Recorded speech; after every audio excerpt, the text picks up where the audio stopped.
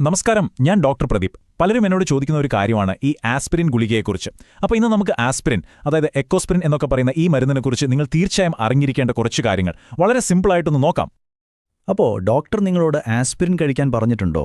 ഒരുപക്ഷെ heart attack വരാതിരിക്കാൻ അല്ലെങ്കിൽ സ്ട്രോക്ക് തടയാനൊക്കെ ആയിരിക്കും അല്ലേ? എങ്കിൽ ഞാൻ ഈ പറയുന്ന കാര്യങ്ങളൊന്ന് ശ്രദ്ധിച്ച് കേൾക്കണം. ഇത് നിങ്ങൾക്ക് വേണ്ടിയുള്ളതാണ്. ശരി, അപ്പോൾ എന്താണ് ഈ എക്കോസ്പിരിൻ എന്ന് പറഞ്ഞാൽ? ഇത് ആസ്പിരിൻ തന്നെ ഒരു മരുന്നാണ്. പിന്നെന്താ ഇതിനൊരു പ്രത്യേക പേര്? ഇതിനൊരു കോട്ടിംഗ് ഉണ്ട്. വയറ്റിൽ അസിഡിറ്റി പോലുള്ള പ്രശ്നങ്ങൾ വരാതിരിക്കാൻ വേണ്ടിയുള്ളതാണത്. ഇതിന്റെ പ്രധാന ഉപയോഗം എന്താണെന്ന് വെച്ചാൽ ഹൃദയാഘാതം, സ്ട്രോക്ക് ഇതിനൊക്കെയുള്ള സാധ്യത കുറയ്ക്കാനാണ്. അപ്പോൾ ഏറ്റവും പ്രധാനപ്പെട്ടൊരു കാര്യം, ഈ മരുന്ന് എങ്ങനെയാണ് കറക്റ്റായിട്ട് കഴിക്കേണ്ടത്? നമുക്കതൊന്ന് നോക്കാം. നോക്കൂ, വെറും 3 സിമ്പിൾ കാര്യങ്ങൾ ഓർത്തു വെച്ചാൽ മതി. ഒന്ന്, ഈ ഗുളിക എടുക്കുമ്പോൾ ഒരു ഗ്ലാസ് നിറയെ വെള്ളം കുടിക്കണം. എന്നിട്ട് ഗുളിക മുഴുവനായിട്ടങ്ങ് ഇറക്കാം. രണ്ടാമത്തെ കാര്യം, ഇതൊരിക്കലും പൊട്ടിക്കുകയോ ചവയ്ക്കുകയോ ഒന്നും ചെയ്യരുത് കേട്ടോ. കാരണം അതിൻ്റെ പുറത്തുള്ള ആ കോട്ടിംഗ് നമ്മുടെ വയറിനെ സംരക്ഷിക്കാനുള്ളതാണ്.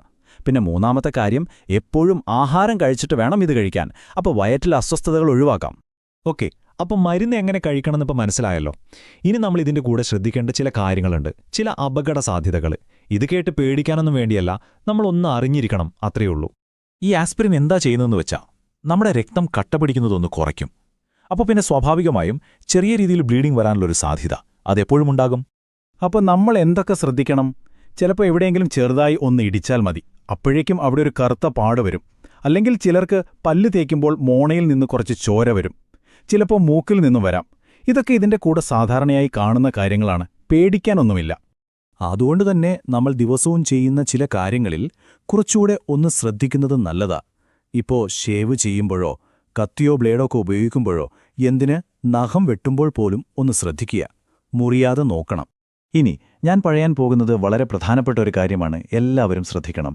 എപ്പോഴെങ്കിലും നിങ്ങളുടെ മലം കറുത്ത നിറത്തിൽ, അതായത് ടാറ് പോലെ പോവുകയാണെങ്കിൽ, അല്ലെങ്കിൽ ഛർദ്ദിക്കുമ്പോൾ അതിൽ രക്തത്തിന്റെ അംശം കാണുകയാണെങ്കിൽ, അത് ചിലപ്പോൾ വയറിനകത്ത് ബ്ലീഡിംഗ് ഉള്ളതുകൊണ്ടാവാം. അങ്ങനെ എന്തെങ്കിലും കണ്ടാൽ ഒരു നിമിഷം പോലും വൈകിക്കരുത്, ഉടനെ തന്നെ ഡോക്ടറെ പോയി കാണണം.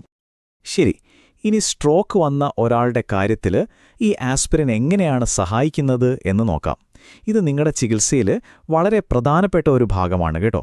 നിങ്ങൾക്കറിയാമോ, തലച്ചോറിലേക്കുള്ള രക്തക്കുഴലിൽ ബ്ലോക്ക് വന്ന് രക്തം കട്ടപിടിച്ച് ഉണ്ടാകുന്ന സ്ട്രോക്കുണ്ട്. അതിനെയാണ് നമ്മൾ ഇസ്കീമിക് സ്ട്രോക്ക് എന്ന് പറയുന്നത്. അങ്ങനെ ഒരു സ്ട്രോക്കാണ് നിങ്ങൾക്ക് വന്നതെങ്കിൽ വീണ്ടും അതുപോലെ വരാതിരിക്കാൻ ആസ്പിരിൻ കഴിക്കുന്നത് വളരെ വളരെ അത്യാവശ്യമാണ്. സാധാരണ സ്ട്രോക്ക് വന്നാൽ അതിൻ്റെ ചികിത്സയ്ക്ക് ഒരു ഓർഡറുണ്ട്. ആദ്യം തന്നെ നമ്മളൊരു ബ്രെയിൻ സ്കാൻ എടുത്തു നോക്കും. ഇത് തലച്ചോറിൽ രക്തം പൊട്ടിയിട്ടുള്ള സ്ട്രോക്കല്ലെന്ന് ഉറപ്പിക്കാനാണിത്. അങ്ങനെയല്ല, ബ്ലോക്ക് ആണെന്ന് ഉറപ്പായാൽ സാധാരണ ഒരു 24 തൊട്ട് 48 മണിക്കൂറിനുള്ളിൽ നമ്മൾ ആസ്പിരിൻ തുടങ്ങും. പിന്നെ ഒരുപാട് കാലത്തേക്ക് ചെറിയ ഡോസിൽ ഈ മരുന്ന് തുടർന്നു പോകേണ്ടി വരും.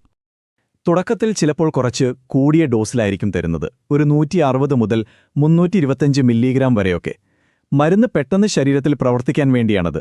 കുറച്ചു കഴിഞ്ഞാൽ പിന്നെ ഡോസ് കുറയ്ക്കും. ഇനിയൊരു കാര്യം പ്രത്യേകം ഓർക്കണം, ഡോക്ടർ നിർത്താൻ പറയാതെ നിങ്ങളുടെ സ്വന്തം ഇഷ്ടത്തിന് ഈ മരുന്ന് നിർത്തിക്കളയരുത്. അത് വളരെ അപകടമാണ്. ശരി, ഇനി ആസ്പിരിൻ കഴിക്കുമ്പോൾ നമ്മൾ കുറച്ചുകൂടി ശ്രദ്ധ കൊടുക്കേണ്ട ചില പ്രത്യേക സാഹചര്യങ്ങളുണ്ട്. അതെന്തൊക്കെയാണെന്ന് നോക്കാം. ഇത് വളരെ പ്രധാനപ്പെട്ടൊരു വ്യത്യാസമാണ്, മനസ്സിലാക്കിക്കോളൂ. സ്ട്രോക്ക് എന്ന് പറയുന്നത് പ്രധാനമായും 2 തരത്തിലുണ്ട്. ഒന്ന്, ഞാൻ നേരത്തെ പറഞ്ഞ പോലെ രക്തം കട്ട പിടിക്കുന്നത്. മറ്റൊന്ന്, തലച്ചോറിലെ രക്തക്കുഴൽ പൊട്ടി ബ്ലീഡിംഗ് ഉണ്ടാകുന്നത്. ഇതിൽ രക്തം കട്ട പിടിക്കുന്ന സ്ട്രോക്കിന് മാത്രമേ നമ്മൾ ആസ്പിരിൻ കൊടുക്കാറുള്ളൂ. രക്തസ്രാവമുള്ള ഒരാൾക്ക് ആസ്പിരിൻ കൊടുത്താൽ ബ്ലീഡിംഗ് കൂടി അവസ്ഥ കൂടുതൽ മോശമാകും. വേറൊരു പ്രധാന കാര്യം, നിങ്ങൾക്കെന്തെങ്കിലും സർജറി വേണമെങ്കിൽ, അല്ലെങ്കിൽ പല്ല് പറിക്കാൻ പോവുകയാണെങ്കിൽ, അങ്ങനെ എന്തുണ്ടെങ്കിലും നിങ്ങൾ എക്കോസ്പിരിൻ കഴിക്കുന്ന ആളാണെന്ന കാര്യം ഡോക്ടറെ അറിയിക്കണം. ചിലപ്പോൾ ആ ഓപ്പറേഷൻ ഒരു 3 ദിവസം മുൻപേയൊക്കെ ഈ മരുന്ന് നിർത്താൻ പറയും. എന്നിട്ട് എപ്പോൾ വീണ്ടും തുടങ്ങണമെന്നുള്ളതും ഡോക്ടർ തന്നെ പറയും. അത് അതുപോലെ കേൾക്കണം. അപ്പോൾ ഞാൻ ഈ പറഞ്ഞ കാര്യങ്ങളൊക്കെ ഓർമ്മയുണ്ടാവല്ലോ. ഡോക്ടർ പറയുന്ന പോലെ മരുന്ന് കൃത്യമായിട്ട് കഴിക്കുക. എന്തെങ്കിലും സംശയം തോന്നിയാൽ ഒരു മടിയും വിചാരിക്കാതെ ഡോക്ടറോട് ചോദിക്കണം. നിങ്ങളുടെ ആരോഗ്യത്തേക്കാൾ വലുതായി ഒന്നുമില്ല. ഇനി ഇതിനെക്കുറിച്ച് കൂടുതൽ എന്തെങ്കിലും അറിയണമെങ്കിൽ, അല്ലെങ്കിൽ എന്നെ കാണണമെന്നുണ്ടെങ്കിൽ ഈ കാണുന്ന നമ്പറുകളിൽ ബന്ധപ്പെടാം. എല്ലാവരും ആരോഗ്യത്തോടെ ഇരിക്കുക. നന്ദി.